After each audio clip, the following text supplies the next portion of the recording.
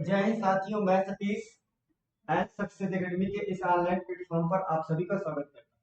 सबसे पहली चीज यहाँ पर आज हम एसएससी जीडी में प्रीवियस ईयर के क्वेश्चन पर डिस्कस करने वाले हैं। तो सबसे पहली चीज हम ये जानेंगे यहाँ पर आज हम पॉलिटी के क्वेश्चंस क्या क्या पूछे गए थे उन सब क्वेश्चन पर डिस्कस करने वाले हैं। सबसे पहली चीज यहाँ पर अगर हम ध्यान देते हैं, पहले क्वेश्चन आपका क्या पूछा गया था, भारतीय संविधान का अनुच्छेद 21 इससे संबंधित है। यानी कहने का मतलब आर्टिकल फर्स्ट आपका है वो किससे रिलेटेड रखता है, ये आपका पूछा गया था। तो सबसे पहली चीज यहाँ पर हम ये जानेंगे कि आर्टिकल फर्स्ट में आपका बताया क्या गया है। तो यहाँ पर आर्टिकल फर्स्ट की बात करते हैं तो आर्टिकल फर्स्ट में है क्या, यहाँ पर अगर हम बात करते हैं स्वतंत्रता का अधिकार और धर्म आपका जो अधिकार या समानता का अधिकार, जो समानता का अधिकार आपका बताया गया है, ये आपका जो है आर्टिकल 14 से लेकर के आपका इसका वर्णन किया गया 18 में। अगर हम स्वतंत्रता का अधिकार की बात करते हैं तो यहाँ पर इसका वर्णन किया गया आपका आर्टिकल 19 से लेकर के आपका 19 से लेकर के आपका बताया गया 22 तक। अगर हम धार्मिक स्वतंत्रता की बात करते हैं तो ये धार्मिक आपका बताया गया 25 से लेकर के आपका 28 तक ये बताया गया। अब यहाँ पर ये व्यक्तिगत की बात आती है। कहने का मतलब ये है भैया कि व्यक्तिगत की बात आती है। जब व्यक्तिगत की बात आएगी तो व्यक्तिगत का मतलब है कि व्यक्ति की, यानी यहाँ पर आर्टिकल फर्स्ट में आपका 21 में बताया क्या गया है, यहाँ पर बताया गया है आपका जो है प्राण एवं दैहिक स्वतंत्रता। कहने का मतलब है प्राण एवं दैहिक स्वतंत्रता की बात कही गई है। तो इसका आपका जो प्राण का मतलब व्यक्तिगत से संबंधित, तो यहाँ पर ये आपका क्या हो जाएगा, राइट आपका आंसर हो जाएगा।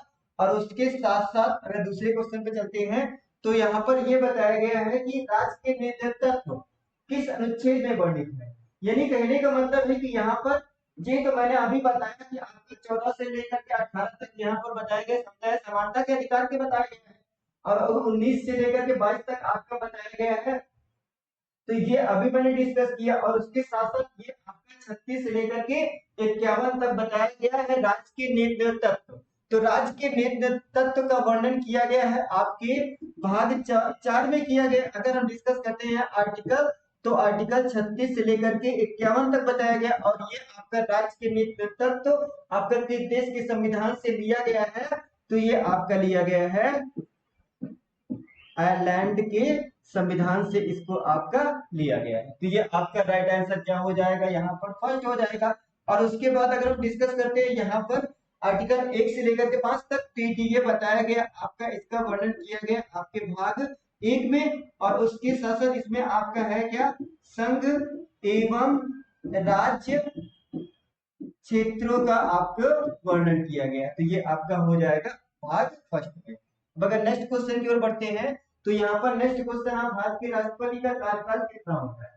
सिंपल सी बात है कि कार्यकाल की बात करते हैं तो कार्यकाल आपका कितना होगा, 5 वर्ष राष्ट्रपति का कार्यकाल है। तो यहाँ पर 6 वर्ष 4 वर्ष किसी का कार्यकाल नहीं होता, 6 वर्ष आपका किसी का कार्यकाल नहीं होता है। तो यहाँ पर सिर्फ आपका राष्ट्रपति का पूछा गया है और 6 वर्ष क्या होता है यहाँ पर राज्यसभा के आपका सदस्यों का आपका कार्यकाल या आप कितना होता है, तो यहाँ पर 6 वर्ष आपके राज्यसभा के सदस्यों का कार्यकाल होता है। अब अगर डिस्कस करते हैं किस अनुच्छेद के तहत नागरिकता को धार्मिक स्वतंत्रता का अधिकार है, धार्मिक किसी भी धर्म को मानने की स्वतंत्रता को आपका वर्णन किया गया आर्टिकल 25 में। अगर हम बात करते हैं यहाँ पर आर्टिकल 19 में, आर्टिकल 19 में क्या बताया गया है, वाक एवं अभिव्यक्ति की स्वतंत्रता की बात कही गई है और उसके साथ साथ यहाँ पर धार्मिक स्वतंत्रता की बात आपकी आर्टिकल 25 में कही गई। अभी मैंने डिस्कस किया कि आर्टिकल 21 में प्राण एवं दैहिक स्वतंत्रता बताया गया है और उसके साथ साथ यहाँ पर आर्टिकल 32 में आपका क्या बताया गया है,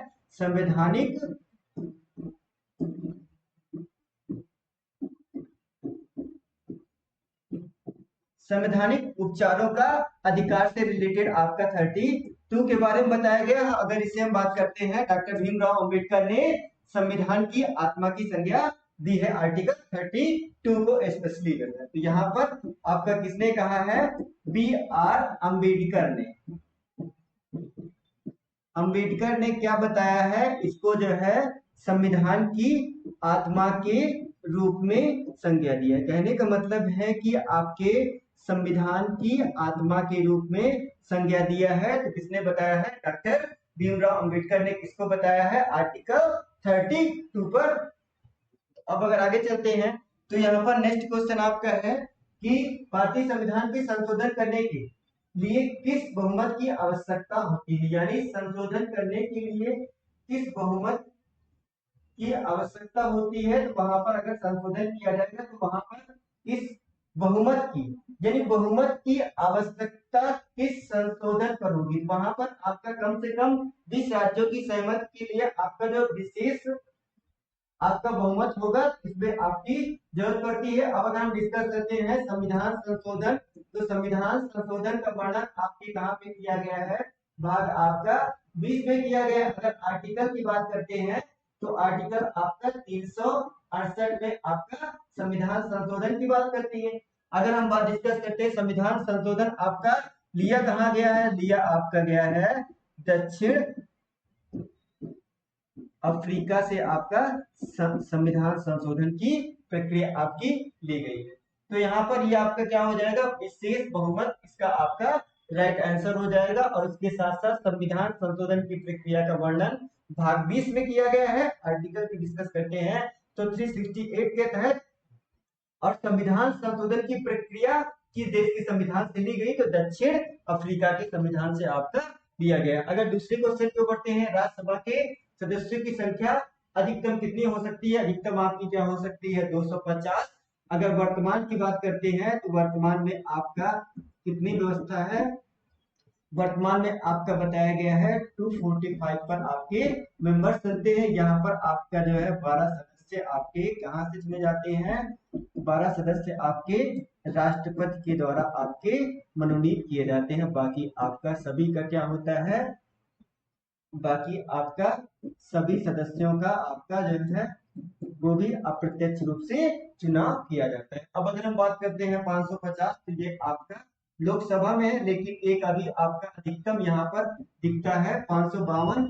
लेकिन वहां पर 2019 में आपका जो 2 इंग्लो इंडियन जो राष्ट्रपति के द्वारा आपका जो आंग्ल भारतीय चुने जाते थे, उस व्यवस्था को क्या किया गया, अब समाप्त किया गया है। तो यहाँ पर हम ये जानेंगे कि सबसे पहली चीज की वहां पर ये व्यवस्था हटा दी गई है। तो 2 आपका अधिकतम कितना हो सकता है, 500 आपके, लेकिन वर्तमान में आपका अधिकतम आपकी जो है 545 सीटों पर। तो ये 545 आपकी राज्यसभा लोकसभा की थी, और उस पर उसके साथ साथ लेकिन 500 आपके 43 पर ही आपका क्या होता है, चुनाव होता है। अगर हम बात करते हैं चुनाव आपका जो है, चुनाव प्रत्यक्ष रूप से होता है, आगे करेंगे। तो सबसे पहली चीज की यहाँ पर आपका जो भारतीय संविधान सभा का गठन किस वर्ष हुआ, यहाँ पे सिर्फ पूछा गया है भारत में संविधान सभा का गठन किस वर्ष किया गया। तो यहाँ वर्ष की बात करते हैं तो कब किया गया, आपका जो 1946 में आपका जो कैबिनेट मिशन के आधार पर, यानी कहने का मतलब है कि इसका गठन किया गया आपका कैबिनेट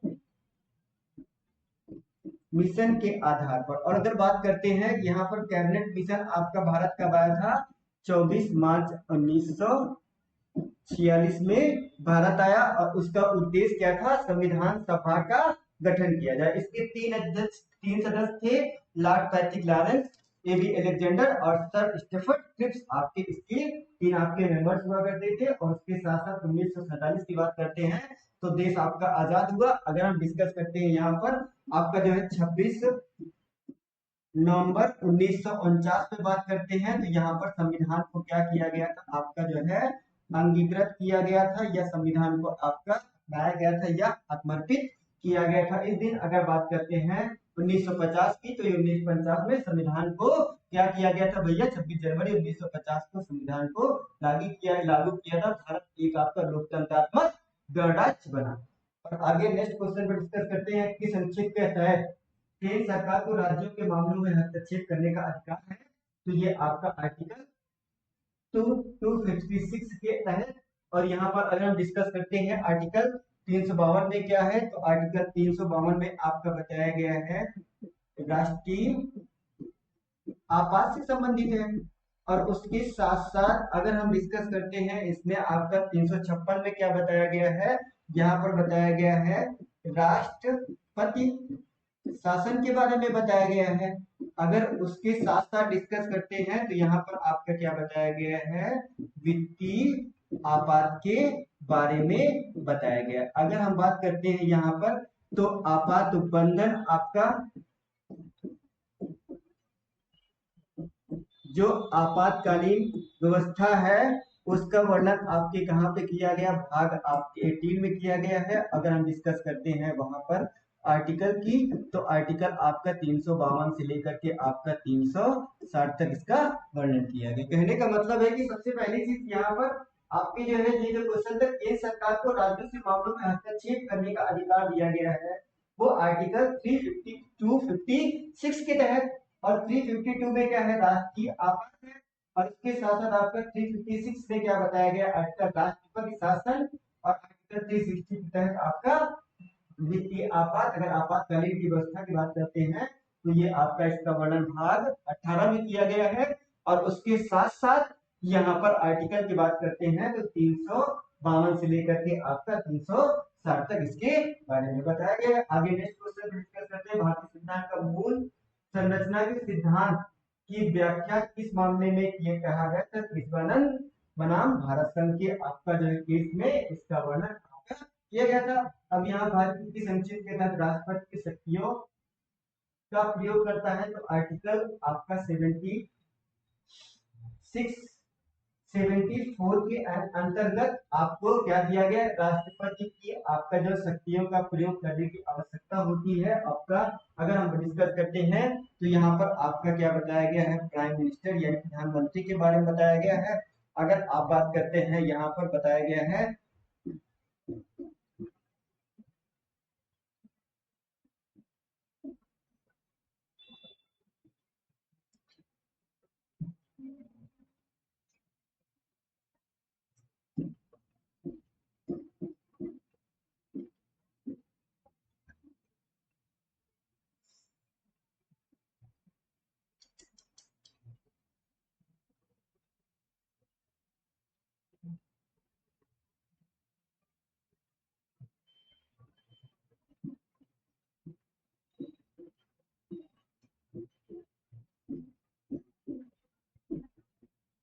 आर्टिकल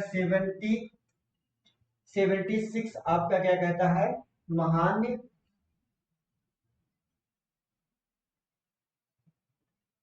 न्यायवादी से रिलेटेड है। और अगर हम डिस्कस करते हैं यहाँ पर आर्टिकल 148, तो 148 क्या कहता है, आपका जो सीएजी के बारे में बताता है या भारत का आपका controller general of India, Bharat का नियंत्रक एवं महालेखा परीक्षक से रिलेटेड आपका कौन सा आर्टिकल है, 148 के तहत।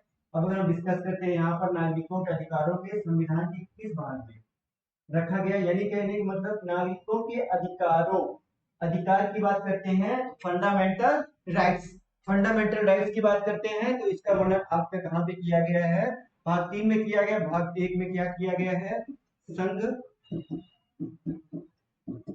एवं राज्य क्षेत्रों का वर्णन किया गया 1 से लेकर के आपका आर्टिकल 5 तक। और उसके बाद आपकी बात करते हैं 1 से लेकर के 4 तक बताया गया है। अगर भाग 2 में बात करते हैं तो यहाँ पर बताया गया आपकी नागरिकता के बारे में बताया गया है, नागरिकता के बारे में बताया गया ये आपका आर्टिकल 5 से लेकर के 11 तक बताया गया। और भाग 3 में आपका मौलिक अधिकारों का वर्णन किया गया है। आर्टिकल की बात करते हैं तो यहाँ आर्टिकल आपका 12 से लेकर के 35 तक बताया गया है मौलिक अधिकारों के बाद में। अगर यहाँ पर आपका डीपीएसपी आपका जो है राज्य के तत्व, तो डायरेक्टिव आपका जो प्रिंसिपल स्टेट पॉलिसीज के बारे में बताया गया 36 से लेकर के आपका आर्टिकल 36 से लेकर के आपका 51 तक इसका वर्णन आपका कहाँ किया गया, भाग 4 में। इसका आपका राइट आंसर क्या हो जाएगा, भाग आपका 3 आपका राइट आंसर हो जाएगा। अब अगर हम डिस्कस करते हैं आगे तो भारत की न्यायपालिका की स्वतंत्रता, न्यायपालिका यहाँ पर एक शब्द आता है न्यायपालिका की स्वतंत्रता किस अनुच्छेद के द्वारा सुरक्षित की गई है। तो यहाँ पर आपका जो न्यायपालिका की स्वतंत्रता, यानी आर्टिकल आपका जो न्यायपालिका की स्वतंत्रता किस सुरक्षित, यानी न्यायपालिका के द्वारा जो स्वतंत्रता प्रदान की जाएगी वो किस अनुच्छेद के द्वारा सुरक्षित की गई है। तो यहाँ पर सिर्फ ये आप सबसे पहले समझिए कि आर्टिकल 124 आपका क्या बताता है। यहाँ पर संघ संघ की आपकी जो है न्यायपालिका पालिका से संबंधित है, लेकिन यहाँ पर सिर्फ आपकी बात कही गई सुप्रीम कोर्ट का गठन की बात कही गई, ना कि वहां पर स्वतंत्रता से बारे में बात नहीं कही गई है। तो इसलिए ये आपका आंसर नहीं होगा। आंसर आपका क्या हो जाएगा, यहाँ पर 32 हो जाएगा, क्योंकि न्यायपालिका के संबंधित जो स्वतंत्रता प्रदान किए गए नागरिकों को, तो आर्टिकल 32 के तहत आपके संवैधानिक उपचारों के अधिकार के अंतर्गत आपका क्या प्रदान, सुरक्षित सुरक्षित सुरक्षित करने का एक अधिकार दिया गया है, यानी एक स्वतंत्रता दी गई। तो आपका राइट आंसर आर्टिकल 32 हो जाएगा। एक पर मैंने डिस्कस कर लिया, आर्टिकल 52 के तहत वहां पर आपका एक क्या होगा, राष्ट्रपति होगा। ये आपका बातें बताई गई है, आर्टिकल 52 में आपका राष्ट्रपति होगा। 31 हमने डिस्कस कर दिया, तो इसका राइट आंसर क्या हो जाएगा भैया, आपका 32 इसका राइट आपका आंसर हो जाएगा। अब अगर डिस्कस करते हैं आगे, तो किस अनुच्छेद के तहत सभी नागरिकों को समानता का अधिकार प्रदान है, यानी समानता का अधिकार आर्टिकल 14 में आपका बताया गया है। और आर्टिकल 15 में आपका जो है जाति, लिंग और धर्म के आधार पर आपका किसी भी प्रकार का भेदभाव नहीं किया जाएगा। ये आपका कहां पे बताया गया, आर्टिकल 15 में अभी मैं डिस्कस कर चुका हूं। और उसके साथ साथ आर्टिकल 16 में आपका क्या बताया गया, यहाँ पर आपका लोक नियोजन की अवसर की आपका जो है समानता की बात कही गई है। लोक नियोजन की अवसर की समानता की बात आपकी कहां पर होगी, 16 में। और 17 में आपका क्या होगा, अस्पृश्यता, या आप कह सकते हैं छुआछूत का अंत, यानी ये आपका क्या करता है, छुआछूत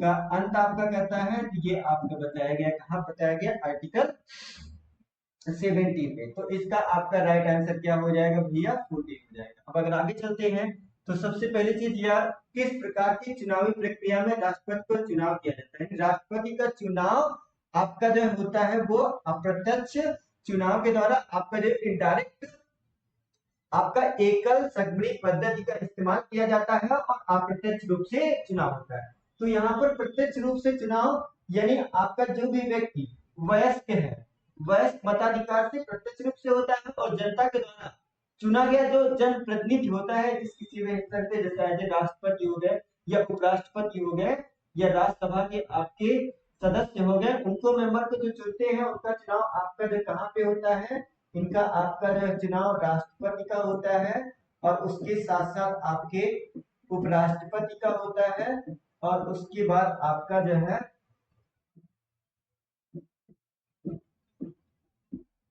राज्यसभा के सदस्य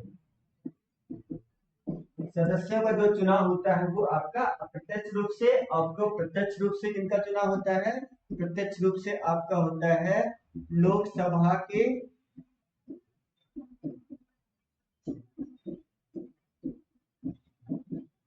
सदस्यों का होता है। और उसके साथ साथ वहां पर राज्य के विधानसभा के सदस्यों का होता है। बाकी आपके जो ग्राम प्रधान होते हैं, इन सब का चुनाव आपका प्रत्यक्ष रूप से, यानी जनता के द्वारा जिस किसी को चुनाव दिया जाए वो आपका क्या होगा, प्रत्यक्ष रूप से। और जनता के द्वारा जो आपके जनप्रतिनिधि हो, जैसे सांसद हुए या आपके एमएलए और एमएलसी, किसी व्यक्ति को वोटिंग करेंगे, वो आपका क्या हो जाएगा, अप्रत्यक्ष रूप हो जाएगा। अब अगर आगे बढ़ते हैं, तो यहाँ पर नेक्स्ट क्वेश्चन देखते हैं, किस अनुच्छेद के तहत भारत के राष्ट्रपति को निर्वाचित करने का अधिकार है। आर्टिकल आपका बताया गया है 76 के तहत, सॉरी यहाँ पर आपका 56 के तहत आपका क्या बताया गया, निर्वाचन। और यहाँ पर आपका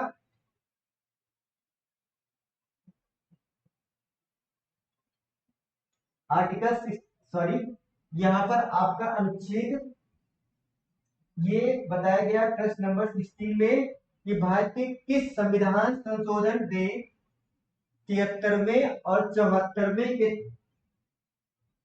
तहत पंचायती राज और नगर निगम को संशोधित दर्जा दिया गया।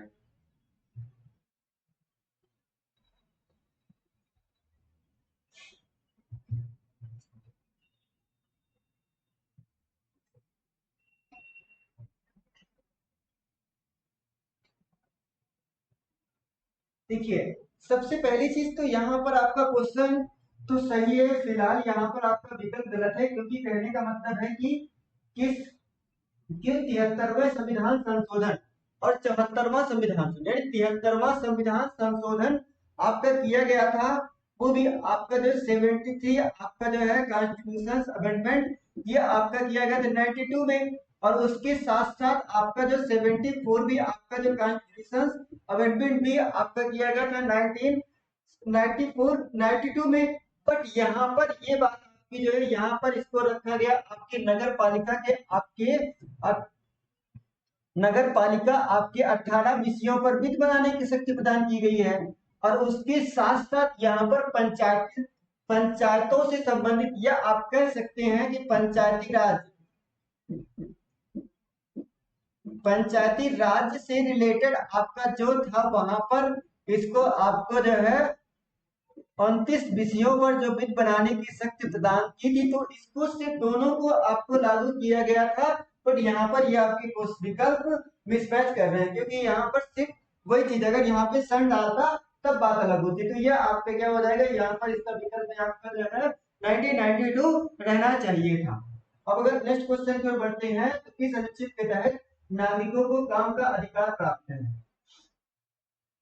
तो यहाँ पर आपका बताया गया है आर्टिकल 41 के तहत आपको क्या बताया गया है, काम का अधिकार दिया गया है। अब अगर हम डिस्कस करते हैं यहाँ पर संसद को कौन सा सदन स्थायी सदन है, तो स्थायी सदन आपका कौन सा है, वो आपका राज्यसभा होता है, क्योंकि राज्यसभा का आपका कोई भी, क्योंकि यहाँ पर 79 में आपका क्या होता है, यहाँ पर बताया गया है संसद के बारे में बताया गया, और आपका 80 में आपका क्या बताया गया है, राज्यसभा के बारे में बताया गया, और आपका 81 में बताया गया आपका जो है लोकसभा के बारे में बताया गया, और आपका राज्यसभा क्या होता है, आपका जो है स्थायी सदन होता है, और ये आपका जो है इसका कोई कार्यकाल नहीं होता, ये कभी भंग नहीं होती है, और लोकसभा आपका क्या है, अस्थायी आपकी सदन के रूप में इसको जाना जाता है, क्योंकि इसका कार्यकाल ही आपका कितना होता है भैया, 5 वर्ष इसका कार्यकाल होता है, और इनके सिर्फ सदस्यों का कार्यकाल आपका होता है, इसलिए ये आपका क्या कहा जाता है,